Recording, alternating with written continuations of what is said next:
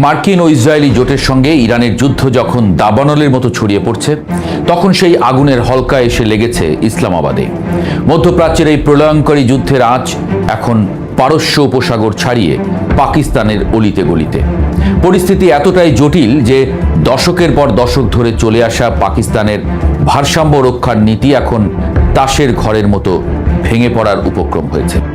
একদিকে ভ্রাতৃপ্রতিম প্রতিবেশী ইরান, অন্যদিকে আজীবনের দাতা সৌদি আরব এবং সমরাষ্ট্রের যোগানদাতা আমেরিকা, এই তিন চাকার রথে পিষ্ট হচ্ছে পাকিস্তানের কূটনীতি। কোনো এক পক্ষ বেছে নেওয়ার জন্য পাকিস্তানের উপর অভ্যন্তরীণ এবং আন্তর্জাতিক চাপ এখন আর অনুরোধের পর্যায়ে নেই, তা সরাসরি হুমকিতে রূপ নিয়েছে।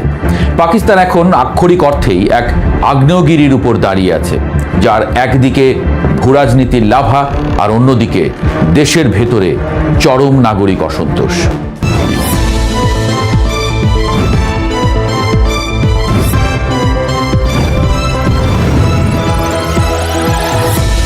ঐতিহাসিকভাবেই পাকিস্তান ছিল সৌদি আরব এবং ইরানের পারস্পরিক প্রভাব বিস্তারের লড়াইয়ের এক উর্বর ক্ষেত্র। সাম্প্রতিক সময়ে চীনের মধ্যস্থতায় রিয়াদ ও তেহরানের মধ্যে যে বরফ গলেছিল, তাতে ইসলামাবাদেরও একটা বড় ভূমিকা ছিল। কিন্তু 2026 সালের এই বসন্তে সেই শান্তি চুক্তির কফিনে শেষ পেরেক ঠুকে দিয়েছে সরাসরি যুদ্ধ।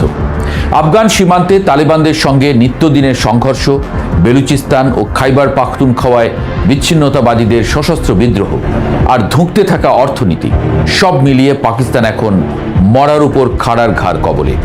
ইরান যখন মধ্যপ্রাচ্যের মার্কিন ঘাঁটিগুলোতে একের পর এক সুনির্দিষ্ট ড্রোন এবং ক্ষেপণাস্ত্র হামলা চালাচ্ছে, তখন সৌদি আরবের মতো দেশগুলো পাকিস্তানকে তাদের প্রতিরক্ষা চুক্তির কথা মনে করিয়ে দিচ্ছে। কিন্তু তেহরানের সঙ্গে দীর্ঘ সীমান্ত থাকা পাকিস্তান জানে, ইরানের সঙ্গে সরাসরি সংঘাতে জড়ানোর অর্থ হলো নিজের ঘরের ভেতরেই আগুন জ্বালিয়ে দেওয়া। সবচেয়ে বড় বিতর্কের জন্ম দিয়েছে ইরানের সর্বোচ্চ নেতা আয়াতুল্লাহ আলী খামেনির শাহাদত বরণ বা নিহত হওয়ার ঘটনায় পাকিস্তানের রহস্যময় অবস্থান।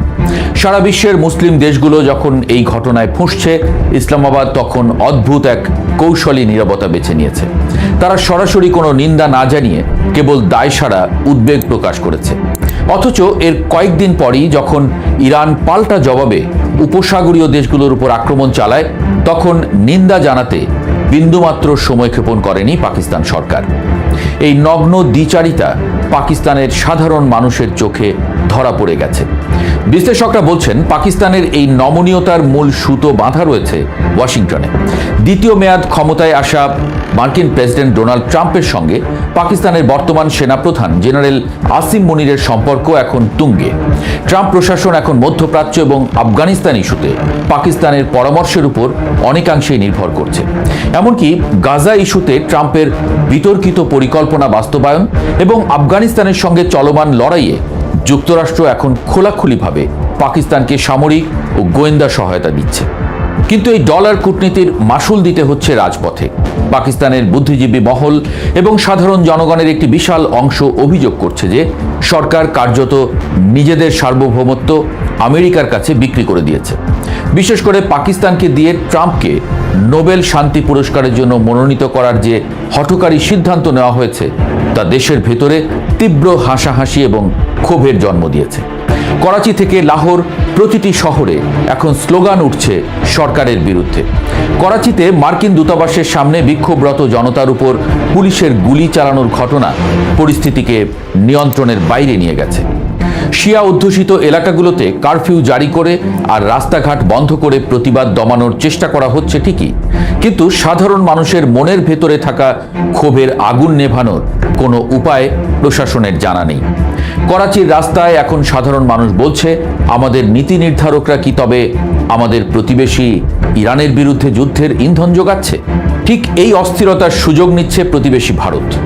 ভারতের প্রধানমন্ত্রী নরেন্দ্র মোদীর সাম্প্রতিক ইসরায়েল সফর এবং প্রতিরক্ষা ক্ষেত্রে গভীরতার সহযোগিতা ইসলামাবাদের কপালে উদ্বেগের নতুন রেখা এঁকে দিয়েছে।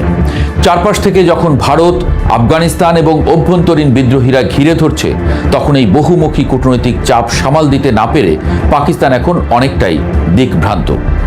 সৌদি আরবের সঙ্গে যে প্রতিরক্ষা চুক্তির দোহাই দিয়ে পাকিস্তানের পররাষ্ট্রমন্ত্রী যুদ্ধের দিকে পা বাড়ানোর ইঙ্গিত দিচ্ছেন, তা আসলে পাকিস্তানের অভ্যন্তরীণ শিয়া সুন্নি সংঘাতের উপরে একটি বড় আঘাত হতে পারে। পাকিস্তানের সেনাবাহিনীর ভেতরেও এই নিয়ে চাপা উত্তেজনা বিরাজ করছে। নিচুতলার সৈনিকেরা যেখানে ইরানের বিরুদ্ধে যুদ্ধে জড়াতে নারাজ, সেখানে ওপরতলার নেতৃত্ব আমেরিকার সঙ্গে ঘনিষ্ঠতাকে নিজেদের অস্তিত্ব রক্ষার হাতিয়ার হিসেবে দেখছে। অর্থনৈতিকভাবেও পাকিস্তান এখন এক ভয়াবহ সংকটের মুখে।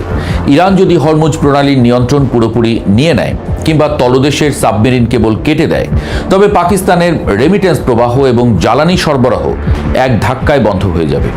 বর্তমানে মধ্যপ্রাচ্যে কর্মরত লাখ লাখ পাকিস্তানি শ্রমিকের ভবিষ্যৎ এখন অনিশ্চিত।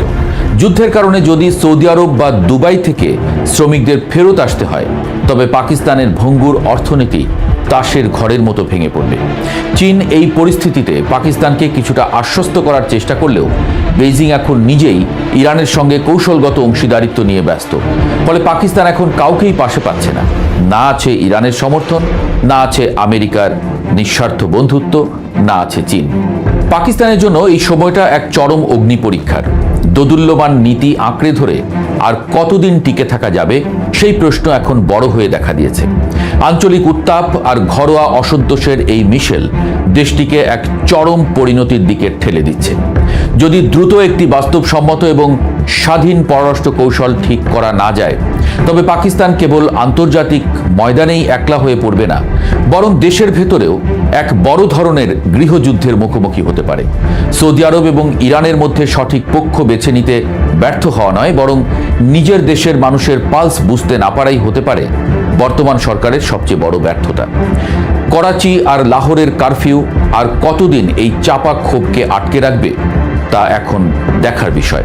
পাকিস্তান কি পারবে এই ভূরাজনৈতিক মরণ ফাঁদ থেকে বেরিয়ে আসতে, নাকি আমেরিকার ফ্রন্টলাইন স্টেট হওয়ার নেশায় আবারও নিজের সর্বনাশ ডেকে আনবে?